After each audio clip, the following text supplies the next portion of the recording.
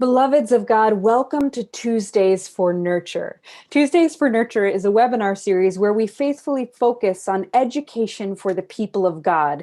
We have topics from faith-filled politics to the interviews of key leaders to how-tos in congregational life and the impacts of current realities on the life of the church all throughout.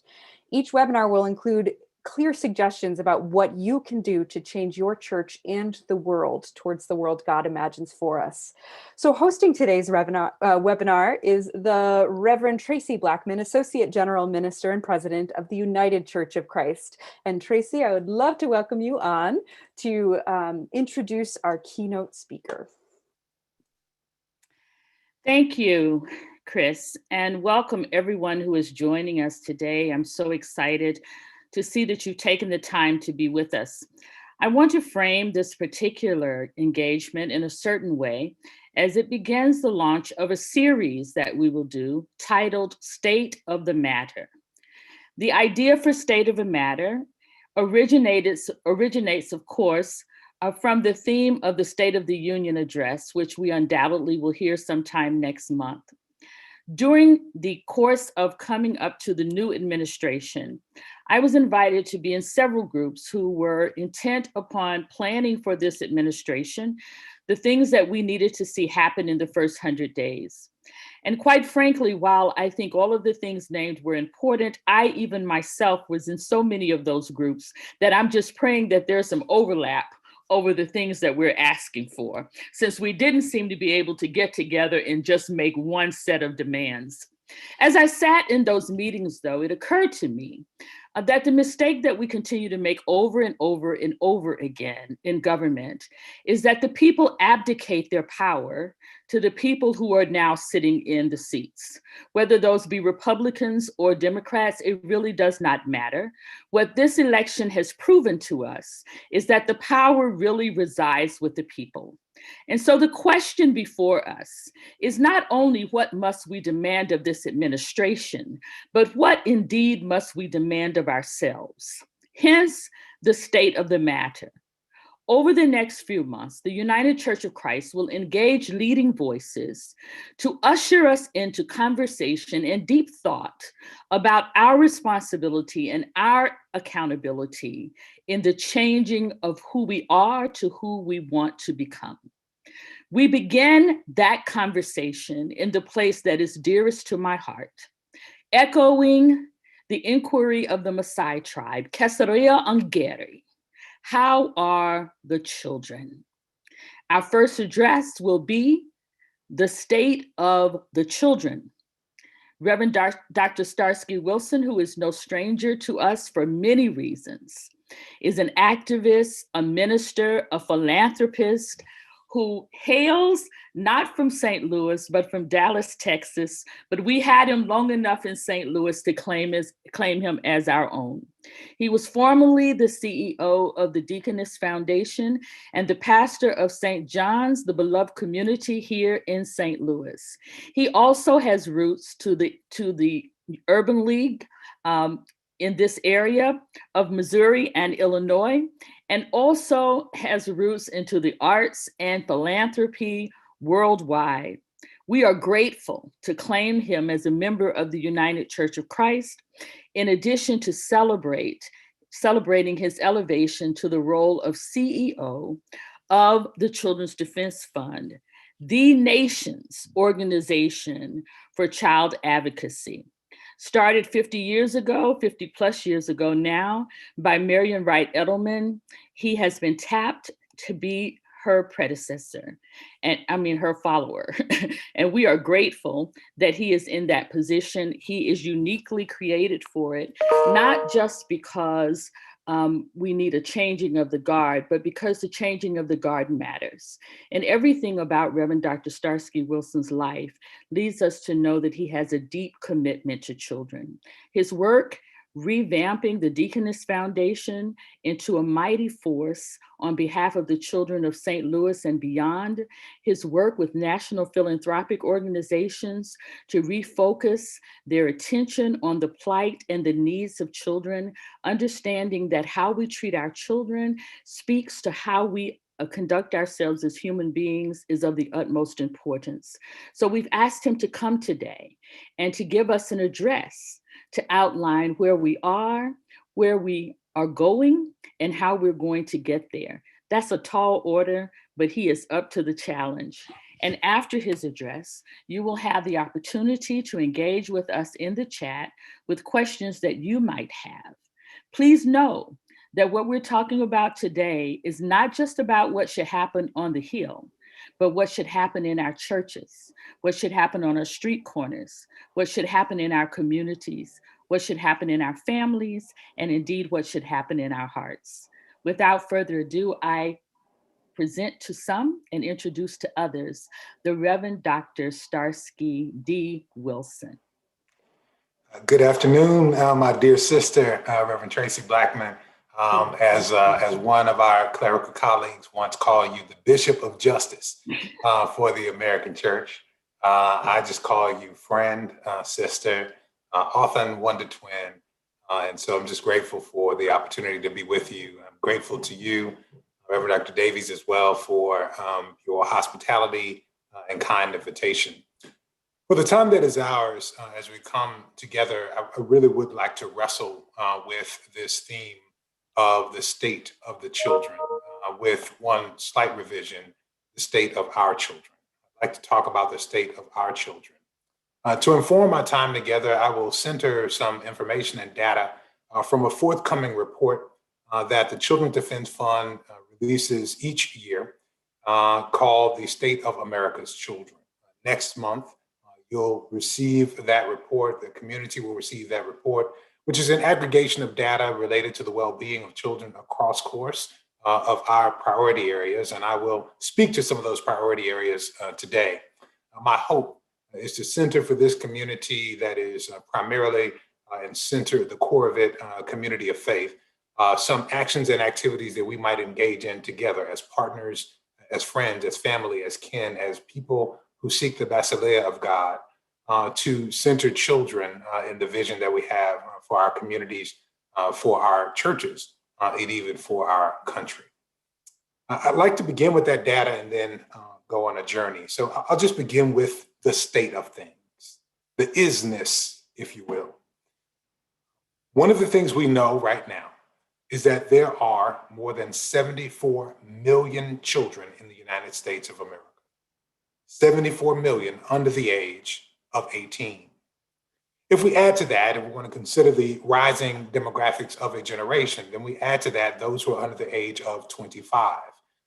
And that would be another 30 million whole human souls and individuals that are members of our population. Putting those together, that constitutes the largest demographic swath, the largest generation of the American population. I center this because it is helpful for us to remember that 22% of the nation's population is under the age of 18.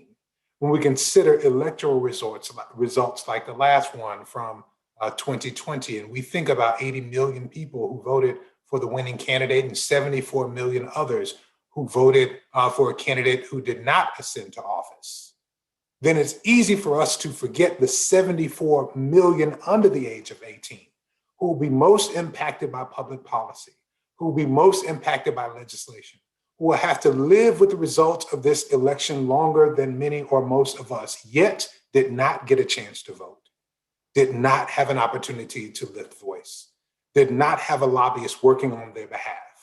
And so their voice, their advocacy is the responsibility of some, and perhaps even some, under the sound of my voice.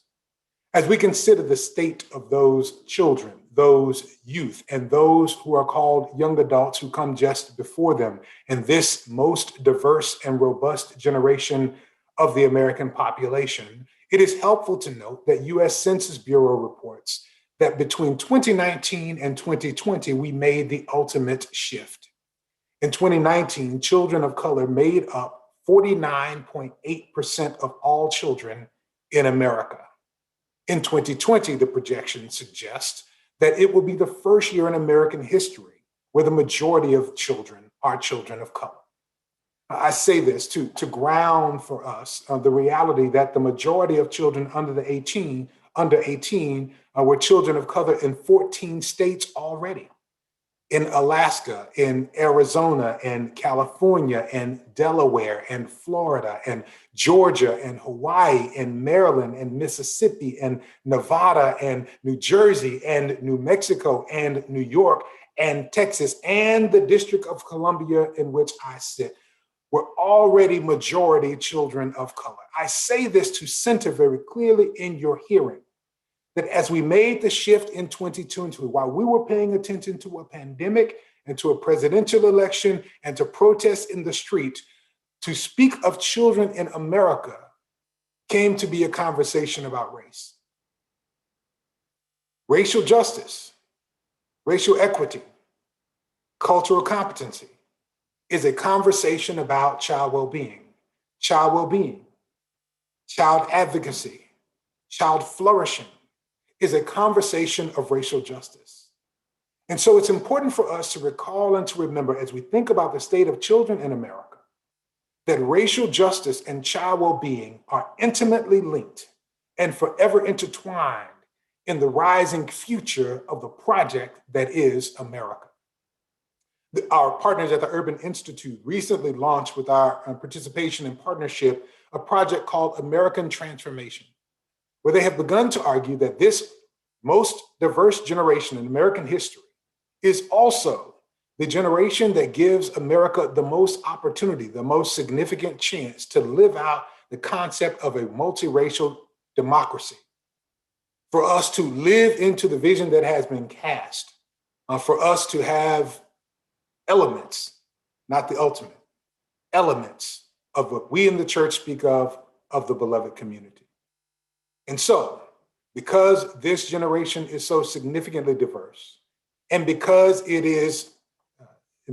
have made the shift to the possibility of what we have told ourselves about ourselves, as reflected in the demographics of this community of children, it is important for us to understand who they are, and more than anything else, as we consider the state of children, how they are.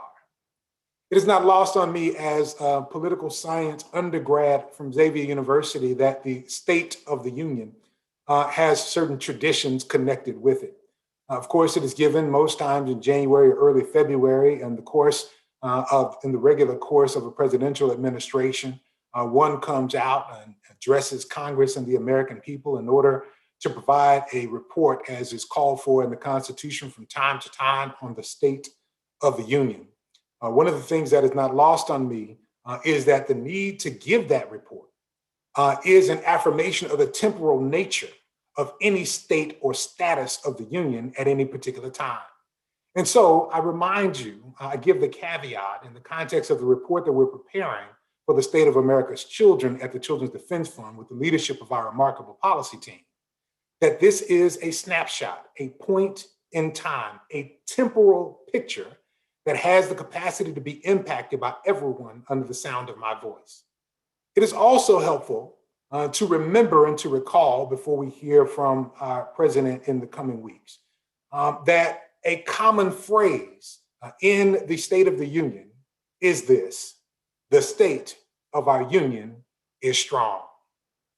I will say that now as a quote to what is normally framed, but I say it very clearly as a preface and not as my declaration and assessment. So I will say this about our children in their current state. I will walk through some elements that are important for the Children's Defense Fund, and then I will offer to you my assessment of the state of our union. As I consider our children, and I consider it from the relative sense, I consider it in the context of the majority that we affirm in democracy, and I consider such based upon rising demographics, I must say first and foremost that the state of our children is poor. I'll say it more definitively. Our children are poor. The poorest demographic group in America is children under the age of 18. We also note, of course, as we said, the majority of America's children are children of color.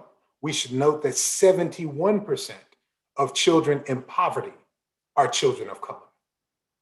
Even before the pandemic, children, particularly children of color and very young children, were the poorest Americans. We could count that 1 in 7, 14%, lived in poverty in 2019, the most recent year for which poverty data is available. But we can also note, as we follow the month-by-month reports, that we know that in the pandemic, 8 million more people fell into poverty and 2.5 million more children. Nearly 1 in 5 children of color in America are poor. Children of color were 2.5 times more likely to be poor than their white non-Hispanic counterparts. Children in our community, children in our country, children of our nation are poor. More than 1 in 4 Black children and 1 in 5 Hispanic children. When we consider indigenous children, American Indian and Alaska Native, 20% were poor, compared with only 1 in 12 white non-Hispanic children. Here we consider not just the reality of poverty, but also the challenge of inequity. And I bracket for you that we have gotten so used to, we have gotten so maladjusted to the concept of poverty that we have not considered the ways in which it interrogates the eschatological hope of the American dream. We speak of the American dream with a central tenet of mobility, social mobility, economic mobility. Unfortunately, poverty in our country has become less a temporal state and more of an intergenerational inheritance, meaning that this core element that we call social mobility is increasingly challenged and thus a core tenet of the eschatological hope of the American dream is also challenged. It may even be, as I've said in other spaces, that this becomes an element of a shattered piece of the American dream. Children of our country are poor. The children of our country are also unhoused. More than 1.5 million children enrolled in public schools experienced homelessness during the 2017 to 2018 school years. Our research suggests that more than 1 in 3 children live in households burdened by housing costs, meaning that more than 30% of their family income goes toward housing. 61% of children in low-income households are rent burdened. 2.6 million families with children experience what the Department of Housing and Urban Development call worst-case housing needs, meaning they are extremely rent burdened. So as we consider affordable housing, or we consider those who are unhoused, we can say that our children are exposed to the elements. Affordable housing crisis is a primary driver of families who are unhoused, and children make up nearly 1 in 5 of the more than 500,000 people who were unhoused on a single day in January last year. As we consider this, we note not only that our children lack the capacity for mobility, but we also note that they are exposed to the elements. Our children are poor, our children are unhoused, and our children are hungry. More than 1 in 7 children live in food insecure households before the pandemic, before the rise in poverty. 10.7 million lived in households where not everyone had enough to eat. The households struggle to affordable and access healthy meals, forcing them to rely on low-cost food to feed their children, to skip meals, or even to go hungry. In 2019, more than 1.1 in 9 households with children relied on low-cost food to feed their children. Children of America are poor. The children of America are unhoused and exposed to the elements. The children of America are hungry. The children of America are ill. All children need access to comprehensive, affordable health coverage that's easy to get and easy to keep. But over the course of the last few years, in the past administration, we have seen a marked increase after decades of hard-fought progress. We've seen a marked increase in the lack of access to healthcare. This has been driven in many cases, let us be clear, as we consider the intersections. Some of this has been driven by the chilling effect of immigration policies and a tone of nationalism in the country that has driven our foreign-born or immigrant friends and neighbors who have every bit of eligibility for Medicaid and for these services into the shadows, afraid to engage a government that they are concerned may actually carry out retribution upon them rather than seeking to help them as the law should allow. This has further been exacerbated by acts at state levels by executives who have sought to remove children from the Medicaid rolls by inaction and including actions of outsourcing to large billionaire corporations who make their margins and make millionaires of men by denying people access to healthcare coverage in the name of saving your state government money. Meanwhile, our children are ill. I can go further, but I'll stop here by saying that our children are incarcerated. As we consider youth justice, we must note that 1,500 children under the age of 18 are arrested and incarcerated each day in America.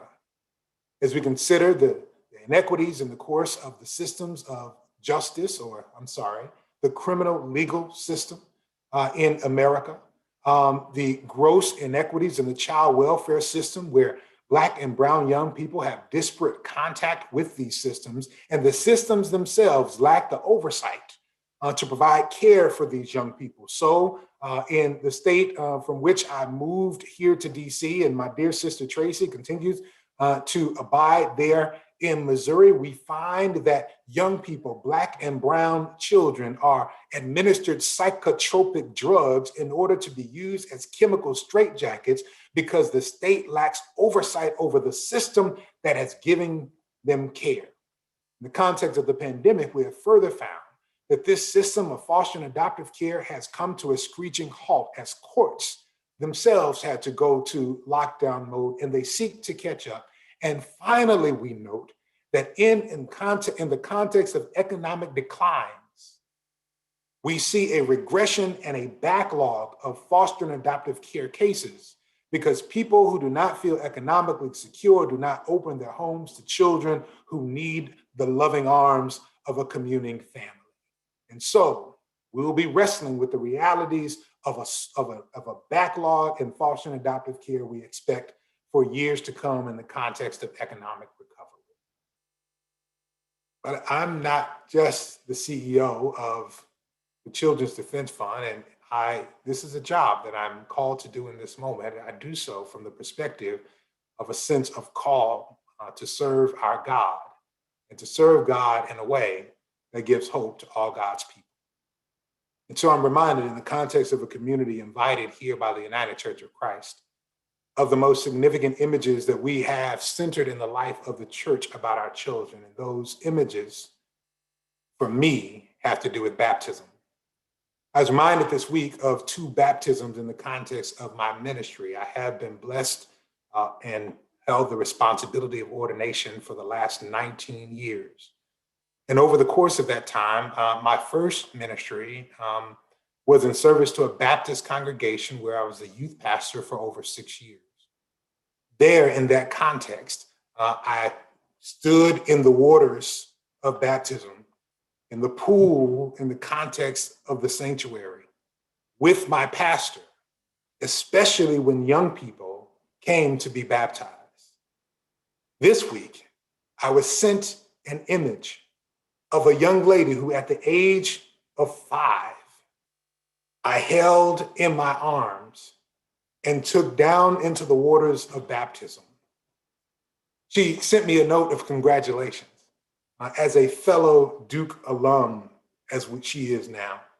She's now gone on after having gotten her education there and with a deep interest in the arts to serve at an arts museum in Dallas, Texas. And she was reaching out to congratulate me on my post at the CDF, and she has done well for herself, and she is standing on her own 2 feet and undoubtedly supporting her family. I heard from another of her contemporaries and classmates at Duke that she is preparing for PhD programs. And I am excited and delighted to be a part of her journey and grateful that she still has in her artifacts, and she still has close to her in her memory and on her imprint, the image where I was able to stand with her in a moment of baptism into the Christian family. And I am somehow proud, although I can take no credit for her continued development as a powerful figure who will be the prophetic voice as one who speaks through the arts to our church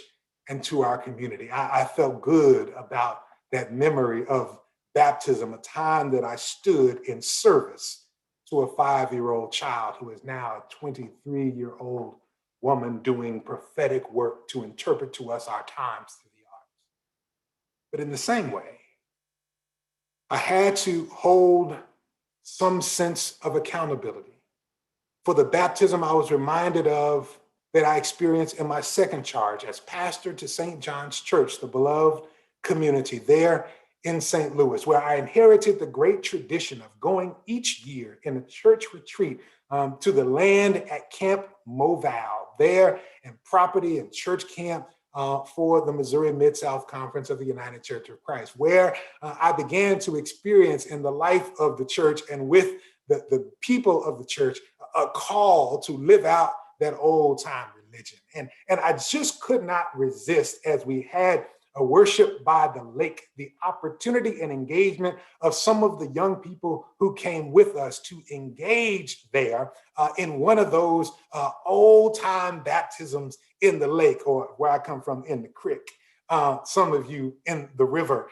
And there was a young man there who had come to the ministry of the church by virtue of one of our young adult leaders, a leader who mentored one person in a family. And then the older brother said, I want to mentor. So he started mentoring him. And the younger sister said, I want to mentor. And so he said, I'll start mentoring him. And all of a sudden, there was a community of children coming around this one young adult leader in the life of our church. And one of those young people, having no access to the gifts, the graces, and the ministry of Christ in his settings before, came to know and came to a desiring knowledge of the salvific community of Christ at our church. And on one of those church retreats, he desired to be baptized. And so we went down to the water. We stood there at the edge of the lake, and that young adult mentor stood with me in the posture that I previously stood in with my pastor. And we took that young man at the age of 12 down into those waters. And earlier this week, I was notified by that young mentor, because of his continued commitment to journey with young people, that young man had been caught in the context of a criminal legal system that it was built to engage and entrap him from the very beginning. And so with one liberating and acting out a life of flourishing in Dallas, and another wrestling with the system of incarceration built for him in St. Louis, I'm called to reflect, and I invite you to consider whether our rituals and whether our memories and whether our structures in the life of the church have anything to say or anything to do with the state of our children. I've got to engage in that ritual, the American ritual from civil religion. I've got to tell you the state of our union. The state of our children is not strong, and the state of our children is not weak. The state of our children is in your hands. Let us consider, as the people of the church, as the people of God, let us consider, as child advocates gathered, whether there is sufficiency in our ritual engagements and in our practices and or programs related to children to save them from systems that were not built for them from from the beginning. Let us consider whether our Christian education programs or our camps, let us consider whether our liturgies and our engagements have anything to do with wrestling with the resistance of the systems to their well-being. And if we do this, I want to argue that we can make a difference, and I'll share briefly because I want to hear and enter into conversation with you. I want to suggest that we can change, we can transform, we can make a difference. It is in our hands, but we've got to make a few commitments. Number one, we must commit to the whole child, even in the face of segmented systems that segregate them. We must commit to caring for the whole child. If I consider the words of my predecessor, I must remember, in the words of Marian Wright Edelman, that children don't come in parts. I add to that our children don't grow up in programs. As we consider this, we remember that there has never been a system to care for the flourishing, for the thriving of all children in America. We have built three systems that think things that we call systems. We have built a system for K-12 education, which cares for only one part of a child. We have built a system of what we call juvenile justice that deals with the fact that we don't take care of children. And we have built something we call the foster and adoptive care system that also deals with the context of our neglect. We have never built a system for the flourishing and the well-being of children. And this is a crisis of imagination for American government that can only be conjured, that can only be filled by those who see a vision that is greater than yet that which is before us. And so this seems to me to be a call for the church to engage in the work of imagining, to engage in the work of casting forth, to engage in the work of crafting, to image, to join with the image of God in the work of creation, to manifest a system, manifest a society, manifest the conditions whereby children might flourish. The vision that we are putting forth at the Children's Defense Fund is that we envision a nation where marginalized children flourish, where leaders prioritize their well-being, and where communities wield the power to assure that they thrive. To be clear, you are some of those leaders. They're not just policymakers. You are those communities, and we desire to partner with you to engage in that creative, that disruptive work of reimagining. Can we do something? What is the state of our children? It can be well if we will engage the whole child. But the second thing I've got to say is children can be well if we're willing to deal with every child and not just all children. We consider these universalist approaches, but because the majority of American children are children of color, we must not use a universalist brush in the context, to be clear, of a white dominant culture.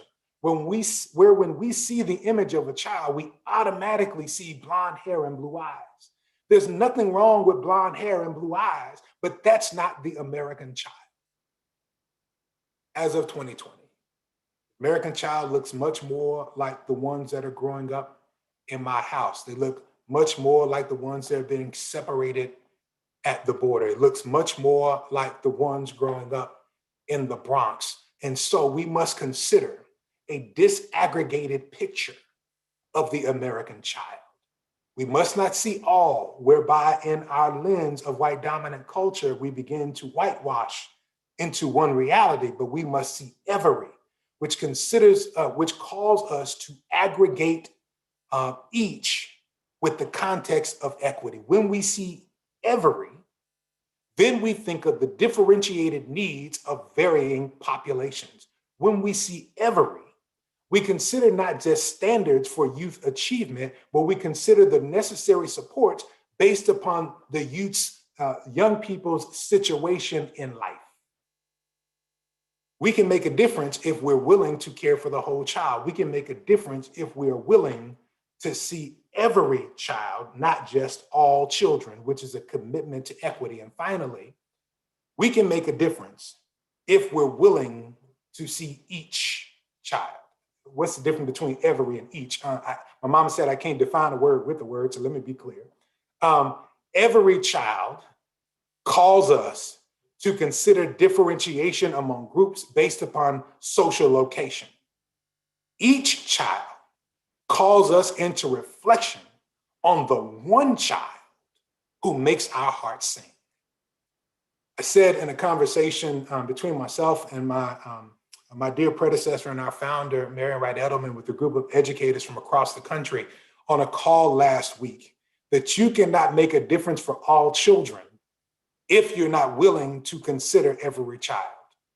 And you will not conjure what it takes to care for every child unless you can consider the one child that makes your heart sing.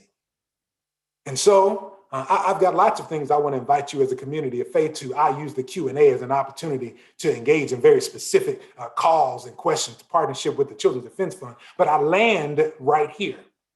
I land with inviting you to the spiritual practice and grounding practice that I engage in, that I invite people all over the country to do. You cannot engage sustainably in the work to advance child well-being, especially at the intersection of racial justice in America, if you cannot consider, if you can't see, if you don't delight and get a crack at the edge of your mouth, the bit of a smile by being able to center and to see the face of that child that makes your heart sing. So I invite you to consider, who is that child? Which is the one that comes up in your memory, because their face will be the one that keeps you on the battlefield. Who is that child that makes you delight, that makes you flutter a bit? Because that is the one that will keep you in the fight when it seems like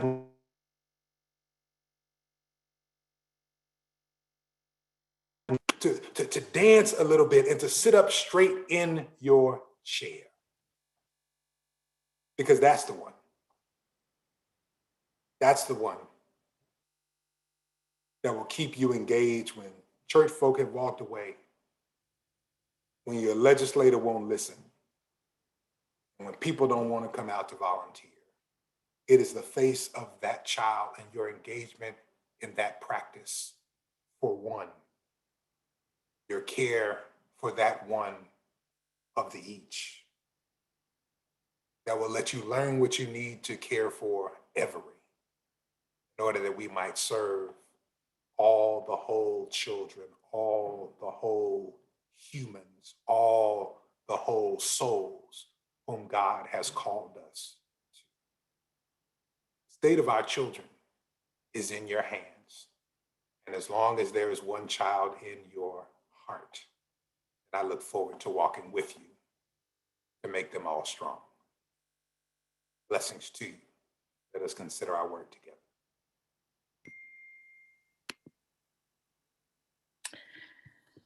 Thank you, Reverend Wilson.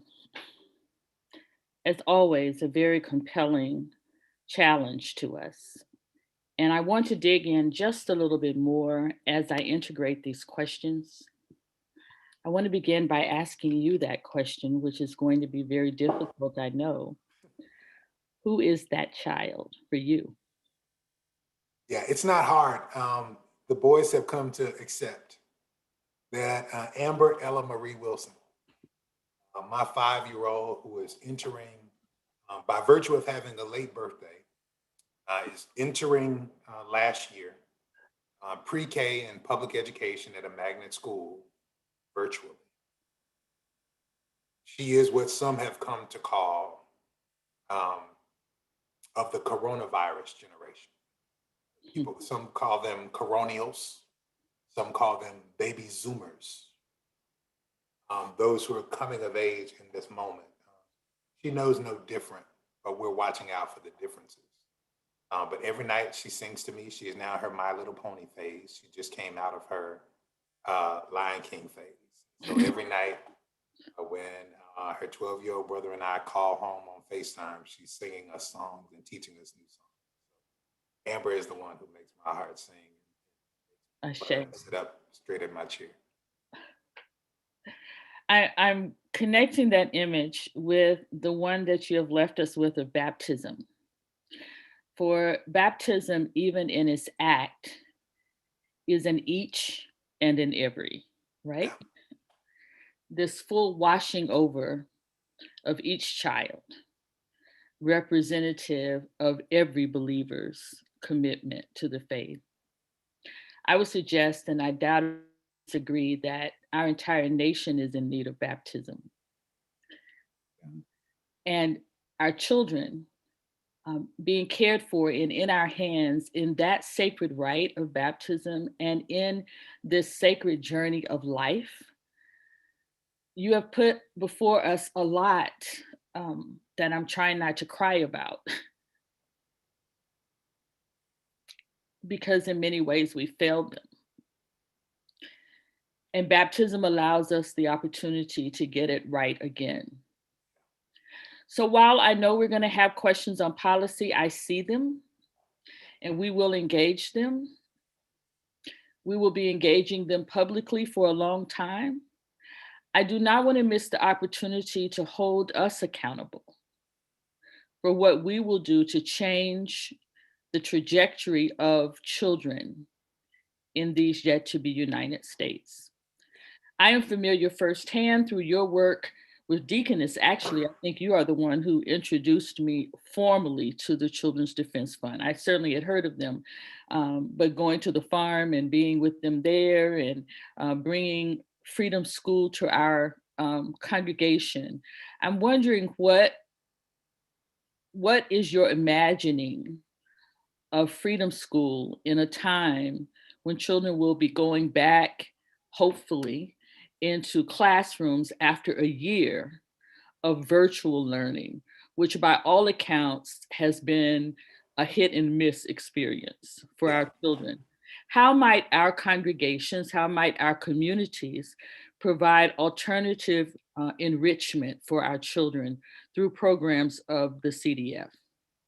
Yeah, no, thank you very much for this opportunity. I'm really grateful that prior to my coming to the Children's Defense Fund, one of the remarkable leaders who've come up through the Freedom Schools movement, which just in 2020 crossed its, at the end of 2020, crossed its 25th anniversary. So this is the 25th anniversary of Children's Defense Fund Freedom Schools, modeled on the Freedom Summer approach and the Freedom School movement that was proposed then by a UCC college student by the name of Charles Cobb Jr. So we're really glad to be walking in that tradition.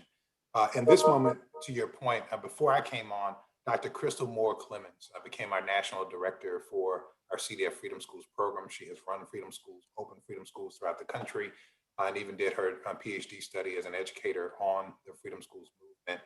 And she's working around a couple of things to help to expand this very necessary support, especially coming out of COVID. Number one, working to be able to expand more clearly and through clear partnerships using a licensing model. So it makes it easier for us to partner with congregations and host sites across the country. We want to get back up to our pre-COVID strength. We were in 97 cities before the pandemic, and we need to get back to that. We've set a goal for our 3-year strategy of being in over 100 cities across the United States of America. We'd love to be doing that in partnership with congregations and being connected and housed in congregation. Freedom Schools, for those who don't know, is a summer intervention of support around culturally competent literacy and leadership development. It is 2 generations. It cares for young people who are K through 12, depending on how you set your program, for literacy development, but it also provides leadership development to college students who provide the guidance and who provide the teaching and tutoring in the context of that program. And I'll speak to my experience in St. Louis in the 4 locations where we were doing this in partnership with school districts. The school districts asked us whether they could just take them over into the schools because young people, A, wanted to come to Freedom Schools more, B, they actually had better learning outcomes in our 7 weeks in Freedom Schools than they had in summer schools because they saw themselves in the context of the text. So we're working to, we built a licensing model. We've gone to a virtual training model to be able to engage more people in the partnership and the platform. And finally, we are seeking to codify the model in very clear ways. And so we're excited that we're building on what we call our Ella Baker Child Policy Institute, which is an expanded training opportunity for people who want to partner in the project. So I just tell us to get at us, contact us, Let's talk about how we can host freedom schools in your community, because your children will need it. And when we talk about the lost time, freedom schools are a way that we catch up time. I can't say this in every situation, but I can say in the freedom schools that we sponsor through Deaconess Foundation in St. Louis, that we saw young people in 7 weeks catch up with months of learning, in some cases up to 6 months of literacy development in 7 weeks. And so that's the kind of pace of catch up we're going to need post-COVID.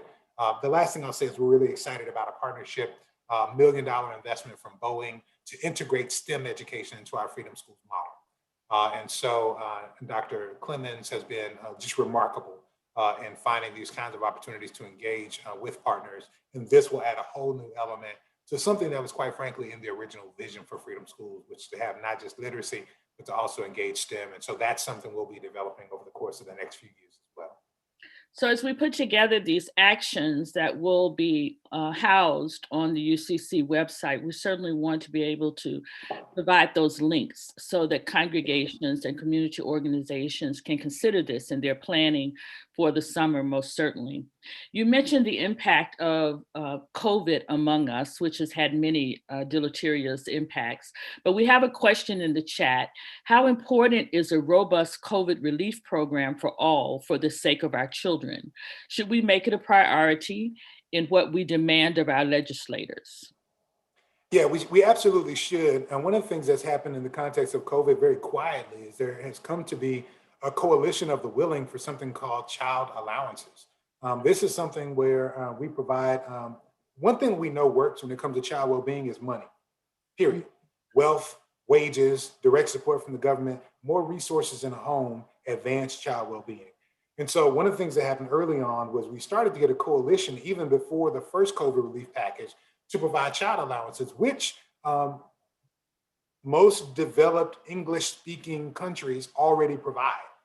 We're kind of the laggard in this regard, and we saw elements of it come through the first COVID relief package. We saw support for children. We saw in the second package that was passed an equalization. I talk about children as whole humans. They're not just a staging ground for adulthood. So when we talk about providing relief for, right? When we talk about providing relief for adults, we should provide equal relief for children. In the second COVID package, we did that. That got us closer to something around child allowances. So yes, it is absolutely the case. And we came out with a statement just last week to say we affirm and we appreciate the Biden proposal for COVID relief. It has been validated by Columbia University as potentially cutting child poverty in half. But we make two important distinctions. Number one, it is a proposal, not legislation. Okay, so we have to transform these proposals that get robust response into legislation that get movement through the House and the Senate. That's number one. So what can you do? You can engage your legislators in your respective areas and push them to turn the proposal into policy and legislation that actually gets passed. And when I say legislation, it's because we want it to be permanent. So when we talk about COVID relief, this is great. Part of what we're doing now is we're testing all the stuff that we knew would have worked if we had done it permanently years ago. Mm-hmm. So let us be clear that the things that are done in this moment should be considered to be made permanent. Child allowances make sense permanently. Investment in schools to provide additional wraparound services for unhoused youth works permanently. A reduction investments to reduce food insecurity work permanently. And so we should be talking about how these things are working in this moment. Number one, we should welcome and applaud the announcements of proposals, but we got to transform them into policy and legislation. And number two, as it relates to COVID, we should consider making these things that we have decided are good for the economy now permanent for recovery into the future. Thank you. I want to connect some of these things with a question we have from Robert Harvey. I'm going to modify your question a little bit, Robert. I think we've answered the first beginning portion of the question. And he's talking about the intersectional conversation that's needed between community, congregation, and schools to ensure that children are well. We've been talking about that. The second part of his question is, what should be our starting point to ensure a common point of access into the radical imaginative process? And I want to call back to your memory, Starsky, though you probably have not forgotten. I was at an in-service session at the Deaconess Foundation with a representative from the Casey Foundation. Dr. William Bell. Dr. William Bell. And in his presentation, he stated that there were 33,000 zip codes in the United States, 33,000, and 6,600 of them were home to 80% of the children in poverty. I've never forgotten that because it struck me in such a deep way, which means if we can get that data, that we know where those children are. We know where those children are. Yeah. I want to stress that this engagement through Freedom School, which answers all of these questions as one alternative, doesn't have to be the only one, can also go further by asking the question, where are the children in your area that we're talking about? Where are the children that are forgotten? Where are the children that no one is paying attention to? Where are the children where the educational system was failing before COVID? And so, of course, it failed virtually as well. Those 6,600 zip codes have been identified. Yeah. And even without the identification, most of us know where they are in our cities and in our regions, right? Is there anything wrong with us starting this conversation or answering this question by centering the children instead of centering the congregation? What might it look like for congregations who are not in those zip codes to commit their services and their finances to congregations and institutions that are in those zip codes to help fund freedom schools where they're needed? What are your thoughts about that? Yeah, I'm all about that support. I think, and I appreciate the question from Dr. Harvey, one of the foremost thinkers, produced by St. Louis, foremost thinkers in abolitionist education in the country, now in New York. So he's just a bad brother, preacher, called to this work and ministry as well. And so I want to bring these two things together. So number one, I want to say, I don't think there's an equal point, Dr. Harvey. There's not an equal point of access into the conversation about radical imagination, but there is equitable opportunity for people to engage in them. That is to say, I think the only appropriate place to begin is at the location, to your point, Blackman, is at the location of the children, okay? The only appropriate place to begin the conversation, to use the language of Marian Wright Edelman, keep the baby in the middle of the table, okay? So you begin with the lived experience and the pain of the people, and in this case, the children. Mm-hmm. To use Dr. Oprah Hendrick's language about the radical politics of Jesus, treat the people's needs as holy. Yes.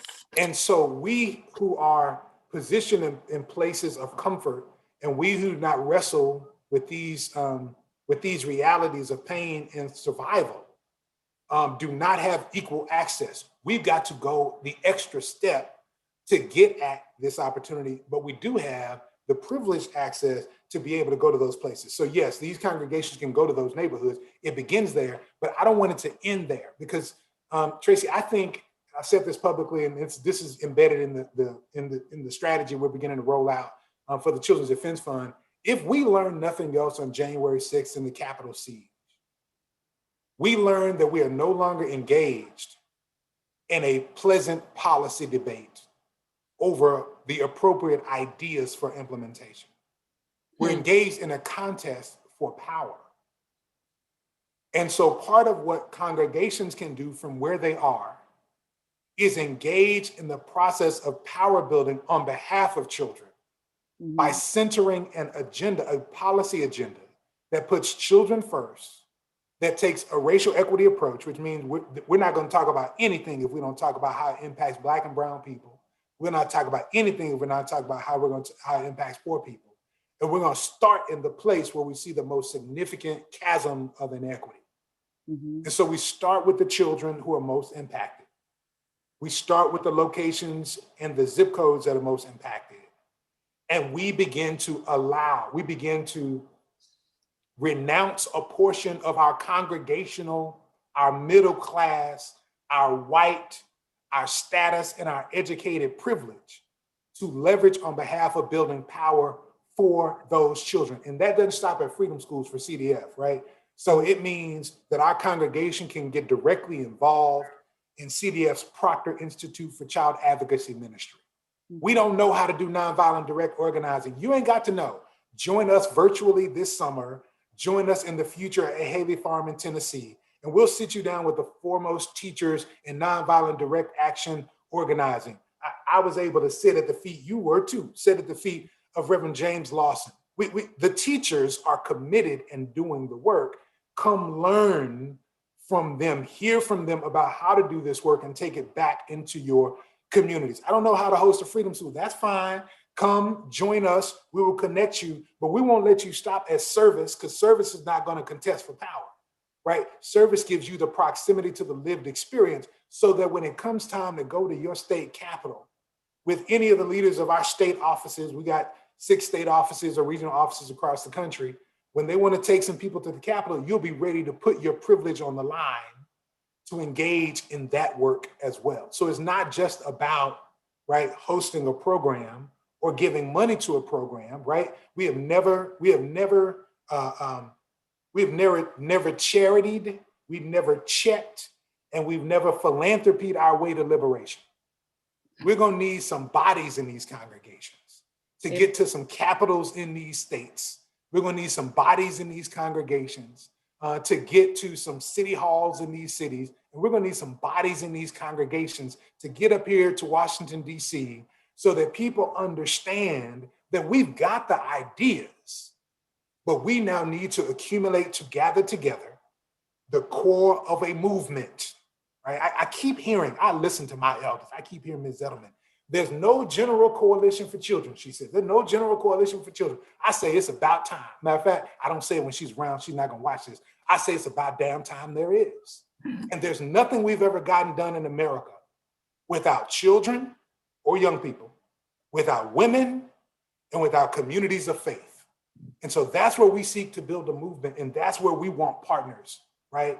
I'm here having this conversation before we came out with our report with faith communities, because I'm gonna need y'all to get up with us, right? We're gonna invest in appropriately, fully staffing our engagement. We've got people already on this with faith communities, but we need you ready to roll out on behalf of children. So clearly, we didn't schedule enough time for what we need to do.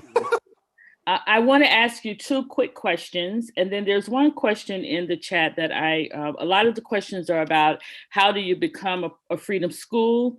How do you start your own Haley Farm? I don't know if we want that happening, but how do you do all these things? We certainly will have all of the information. We'll go out with you with our gratitude for you being with us today, all the links directly to the Children's Defense Fund where you can have these questions answered.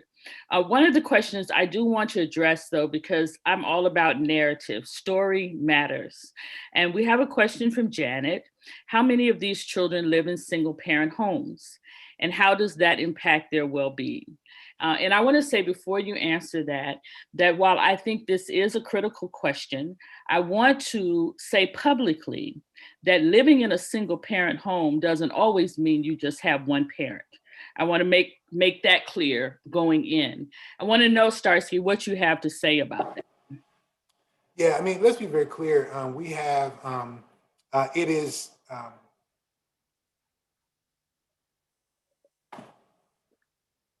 when I was, after my first year in college, I knew I was called to ministry, and your home church is very much generous and gracious with you. So my home church, which at the time was Beth Eden Baptist Church, extended to me an opportunity to engage in the trial sermon. I was nowhere near ready to be a preacher, but they knew that I'd engaged, I'd been developed by the church, and so they put me on a platform to preach before I was ready to live out what that call looked like. And so they were gracious to me and gave me a place to learn. And after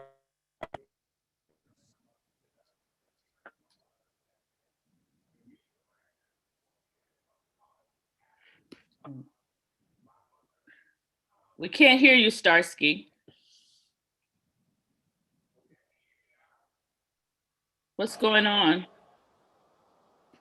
I'm not sure. We can hear you now. Go ahead.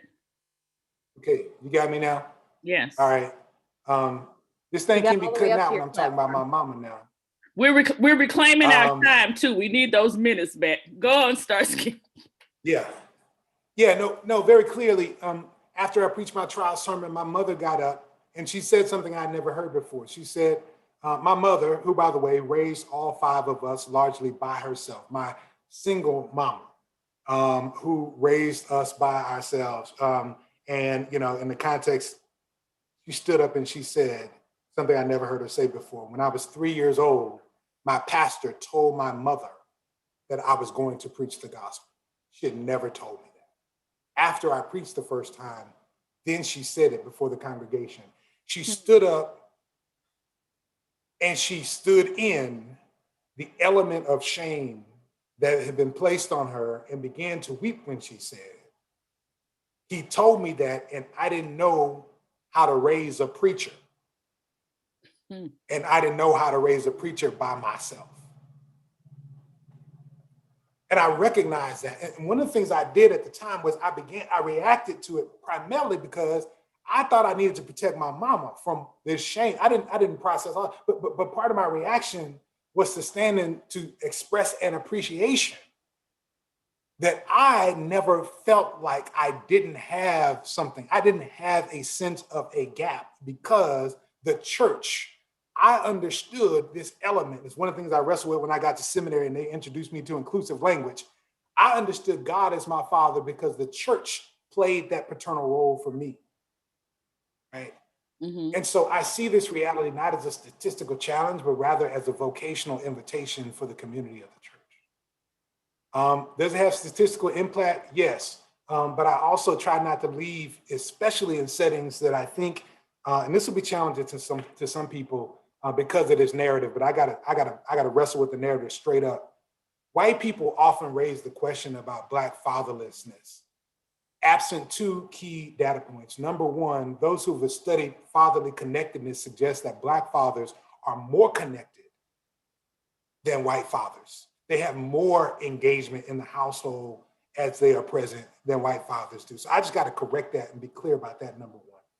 Number two, people engage in it as if it happened absent policies that made people make ethical decisions, that their families would be better off without them. I point most specifically to housing policy, because we have bought into a narrative of male headship that's wrong on its face.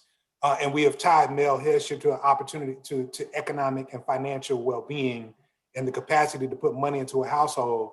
We saw Black fathers living in public housing know that the state would put less money into the household if they were there. Yes. And that the state put more money in than they could earn in the markets where white supremacy was keeping them from working full time. And so they were faced with an ethical challenge.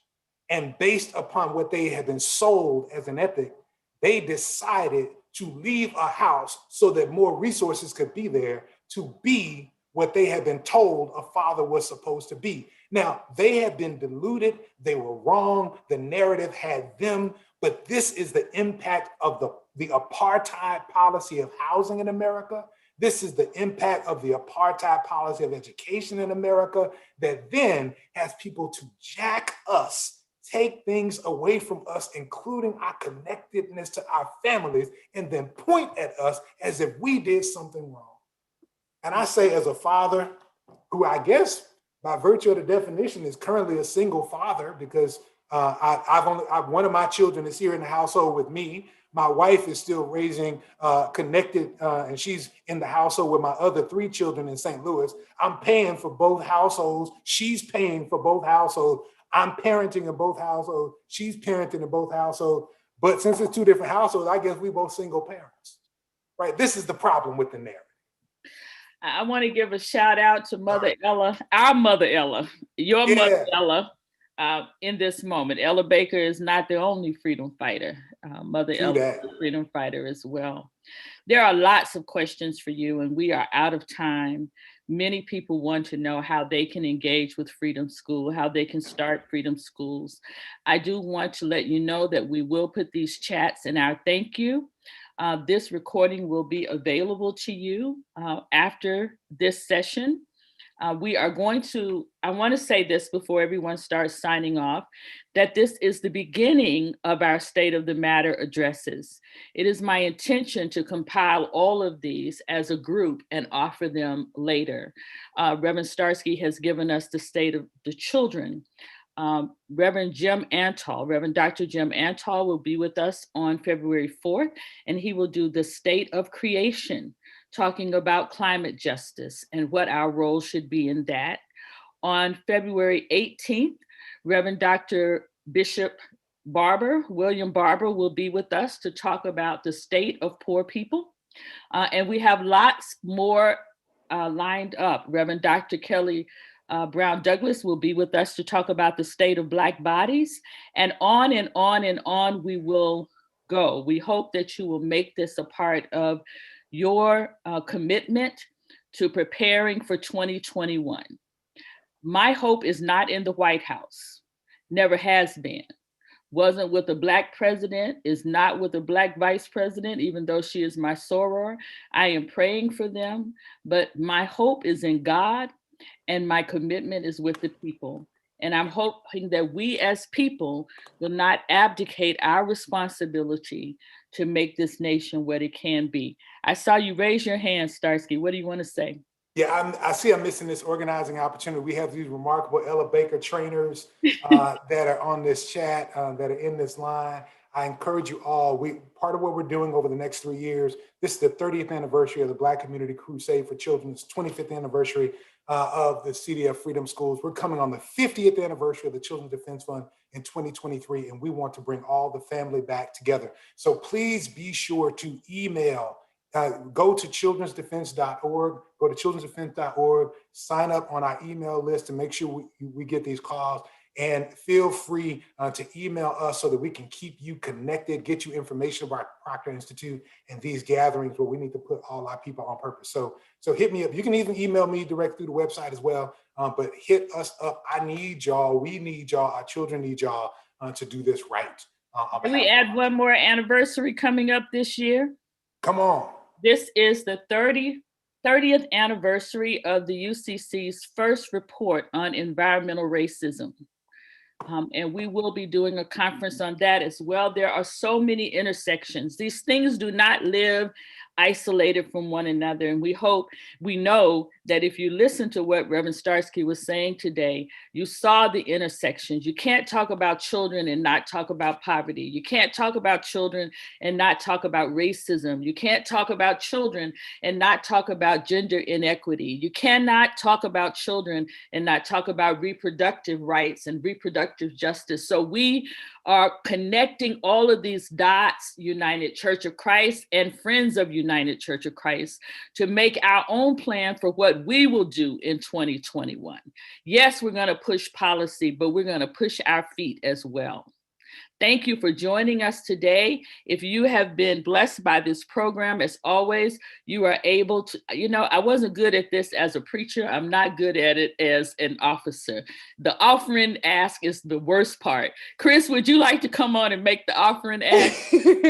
If this has blessed you, then you can text UCC to 41444 to donate into the annual fund so we can continue to offer programming like this. I will also note that this and all of the resources we've mentioned will be in the follow-up email to those who have registered or beneath the YouTube video if you're watching us thereafter. And you can follow what is coming by checking ucc.org, and there's a calendar at the bottom of the page. Thank you. Thank you for your attention. Thank you for your time. Reverend Dr. Starsky, thank you for giving us a glimpse of what is coming. We are so excited about your presence at the helm of CDF. I am excited about your presence as president, your presence as prophet, and your presence as priest. Please allow me to pray for you. Most wise and gracious God, we thank you and we honor you with the words that we have heard today. Words of truth, words of strength, words of connectivity, words that light a path that if we would but follow, we might, God, become the nation that you intended. Our hope, Our hope is in your guidance. Our hope is in your people. Our hope is in your way. Help us to see each child so that we might serve every child. Help us to hear each cry so that we might tend every tear. Help us to nurture each wound so that we might together heal every broken place. God, you have entrusted our children to us. We don't want to make you sorry. These things we ask, I ask, in the name that I pray. That is the name of Jesus. Amen. And thank God. Have a wonderful day.